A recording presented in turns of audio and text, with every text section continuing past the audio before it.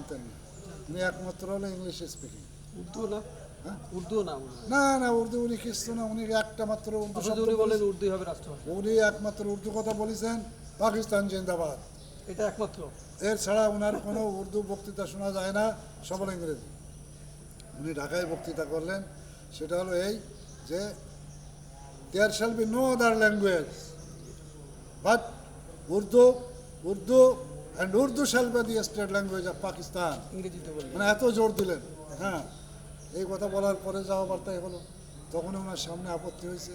জিন্না সাহেব তখন চুপচাপ হয়ে লড়েছে, ওনার সামনে কিন্তু কেউ প্রতিবাদ করে নাই। এরপরে যখন সমাবর্তন হয়েছে কার জন্যে, তখন একই বক্তব্য উনি দিয়েছেন, সেখানে তো কঠোরভাবে বিরোধিতা করছে এই নাইমুদ্দিন। তখন এই কী বলে ওই বঙ্গবন্ধুর বন্ধু, উনি সিনিয়র ছাত্রলীগের কলকাতায় অবিভক্ত বাংলার ছাত্রলীগের নেতা ছিলেন নাইমুদ্দিন। নাইমুদ্দিন। ওনারা তখন এইটাকে ঢাকা এসে, ঢাকাতে যখন এটা শুরু হয়েছে তখন এটার ঘোর প্রতিবাদ করার সবাই করার পরে যেটা হলো সেটা হলো বঙ্গবন্ধু তখন তো শেখ মুজিব এবং ওই যে আপনার দেখবেন 32 নম্বরের ভাষা আন্দোলন, ওই আরও আছে, অনেকেরই লেখা আছে এ ব্যাপারে, খুব মানে বিশ্লেষণধর্মী লেখা লেখা আছে।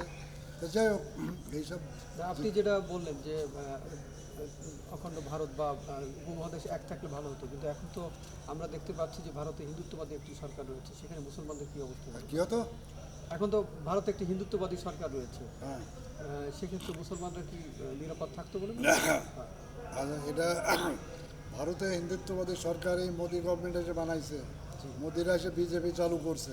ভারত তো এটা হওয়ার কথা ছিল না। ভারতে যে কদিন কংগ্রেস চালাইছে সে কদিন কী ছিল? তারা কি এই করে বেড়াইছে নাকি? ধর্ম নিয়ে করছে নাকি? কিন্তু বাবরি মসজিদ তো কংগ্রেস আমলে ভাঙা হয়েছে। হ্যাঁ, বাবরি মসজিদ তো কংগ্রেস আমলে ভাঙা হয়েছে।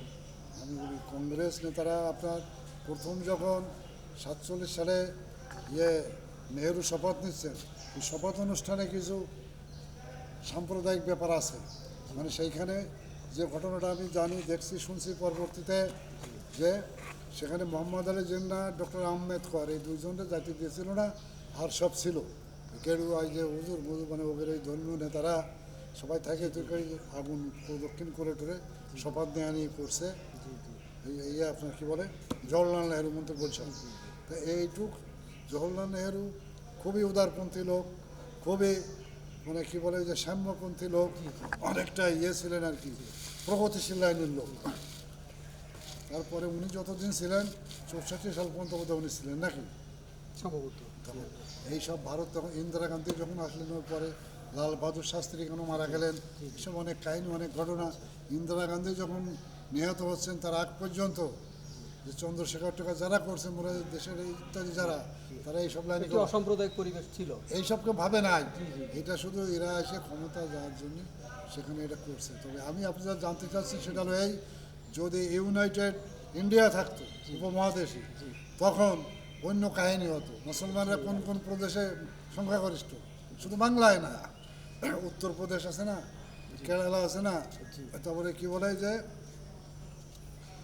অন্যান্য যেসব আছে বাংলায়, বাংলায় কত, তখন তো বাংলায় দুই বাংলা মিলে তো সেখানেও বেশি। সুতরাং একেবারে এরকম পার কথা ছিল না, বেশি হোক তার মধ্যে ভালো লোক ছিল না, সাম্প্রদায়িক লোকই সব, কমিউনিস্ট ছিল, নেতারা ছিল, বা প্রগতিশীল লোকজন ছিল, সুভাষ বোসের লোকজন ছিল। সুভাষ বোস কি, আমার গাটা ফুলে যায় সুভাষ বোসের নাম শুনলে। এখন এত বড় মানে কি বলবো, হয়তো ভারত ভাগই হতো না। হ্যাঁ, তিনি বেঁচে থাকলে হয়তো ভারত অবশ্যই হতো না।